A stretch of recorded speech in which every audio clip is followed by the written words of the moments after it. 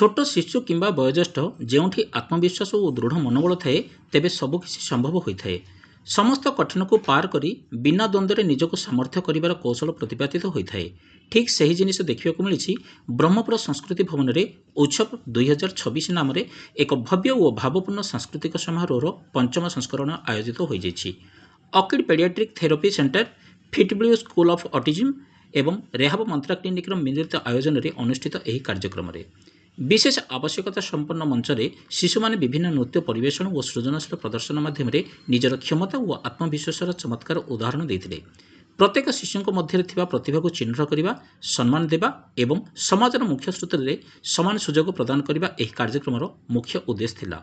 उक्त कार्यक्रम में मुख्य अतिथि भाव ब्रह्मपुर महानगर निगम मेयर श्रीमती संघमित्रा दली जोग देथिबा बेले उपायुक्त श्रीमती कल्याणी संघमित्रा, विशिष्ट अतिथि ओडिया सिनेतारका सव्यसाची मिश्र कार्यक्रम विशेष आकर्षण साजिथिबा बेले कॉर्पोरेटर श्रीमती सोनाली कंतायत, श्रीमती रंजिता बेहेरा, वरिष्ठ सांबादिक अशोक ब्रह्मा, प्रकाश पट्टनायक, सुदीप साहू उपस्थित थिले। सामाजिक कर्मी और कलांजलि आर्टिस्ट ट्रस्ट अध्यक्षा श्रीमती रामेश्वरी नंद परिवार राम शो विचारक भाव दायित्व तुलाई।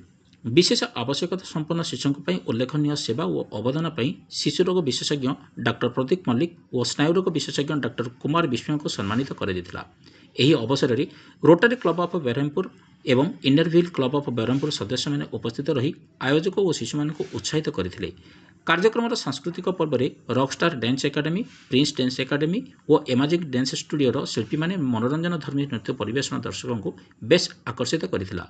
समारोह शेष में समस्त अतिथि, अभिभावक, शिशु कलाकार, सहयोग संगठन और शुभेच्छा मान ऑकिड paediatric therapy centre, Fitblue school of autism और रेहाब मंत्रा क्लिनिक संस्थापक सदस्य तथा निर्देशिका डॉक्टर स्वाति दास एवं फिटब्लूर अध्यक्ष श्री सचिंद्र प्रसाद दास कृतज्ञता जनाई धन्यवाद अर्पण करथिले। Bureau report. मु डॉक्टर स्वाति दास, ऑक्युपेशनल थेरेपिस्ट। आम 2022 रु प्रथम उत्सवर संस्करण होता फिटब्लू स्कूल फॉर ऑटिज्म आउ रिहाब मंत्रा थेरेपी सेंटर आउ ऑकिड पीडियाट्रिक थेरेपी सेंटर आम मिसिकी प्रति वर्ष यहाँ गोटे एनुअल फंक्शन करुचु। सो दैट ये सब स्पेशल नीड्स पिला माने गंजाम जिलार विभिन्न जगार आसवा स्पेशल नीड्स पिला माने से माने डांस, ड्रामा, सिंगिंग, तबला ये सब परफॉर्म करेंगे जोटा कि शायद आउ को स्टेज मिल पारुनी बट ये स्टेज से मैंने सेलिब्रेट करुँच पेरेंट्स माने थेरेपिस्ट माने से मिसिकी खुशी रे सेलिब्रेट करुँच। एंड मुझे बहुत खुशी जे थरक सब्यसाची मिश्र आमर इनविटेशन को एक्सेप्ट करके आसी एंड ब्रह्मपुर बहुत नामी दामी लोक मैंने भी ए जॉइन कर। I am so thankful to all of you.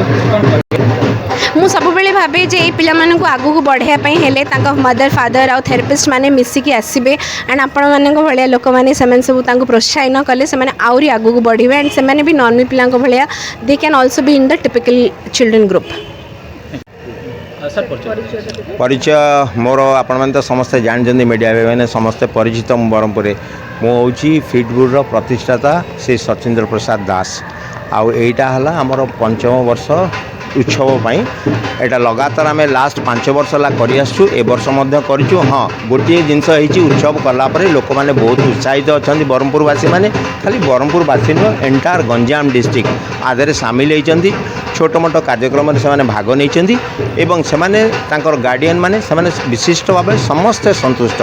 आउ आज यही आम फंक्शन को आसुँच आमर सुपरिचित एक्टर सव्यसाची मिश्र जे कि आम मान सागर आउ किछि समय पर से जोग देवे आउ बास एतिकी आपण मानकर शुभेच्छा सहित नमस्कार कर समस्त देखो पेरेंट्स मैंने आमर सब इम्पोर्टेंट केस रे रिजन हूँ कौन देखो से जो धैर्य धरिकी आसी बसी देखो आमर स्टार्ट है अराउंड 3टा राति 9टा 9:30 बेले आमर प्रोग्राम सरिबो।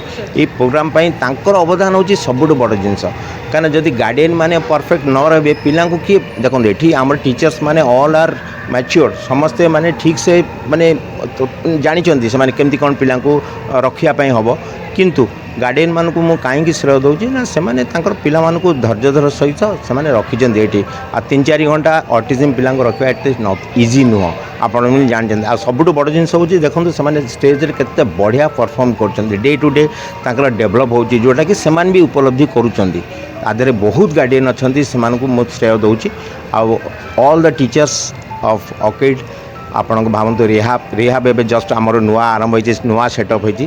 ଖାଲି ଛୁଆଙ୍କର ନୁହଁ, ତା ଦେହରେ ମାନେ ଆଡଲ୍ଟସମାନଙ୍କର ବି ଆମେ କରୁଛୁ, ଚିକିତ୍ସା କରୁଛୁ, ଯେଉଁଟାକି ଫିଜିଓଥେରାପି ଭାବେ ପରିଚୟ। It is one of the biggest physiotherapy centre right now at you can say Odisha. ଖାଲି ଓଡ଼ିଶା ନୁହଁ, ଗଞ୍ଜାମ ଡିଷ୍ଟ୍ରିକ୍ଟରେ ସବୁଠୁ ଏଇଟା ବଡ଼ ଥେରାପି ସେଣ୍ଟର। ମୁଁ ଆପଣମାନଙ୍କ ଜରିଆରେ ମୁଁ କହୁଛି ଯେ ଜନସାଧାରଣଙ୍କୁ କହୁଛି ବା ବ୍ରହ୍ମପୁର ଜନସାଧାରଣମାନଙ୍କୁ କହୁଛି, ସେମାନେ ଥରେ ଆସିକି ଟ୍ରାଏ କରନ୍ତୁ ରିହାବରେ।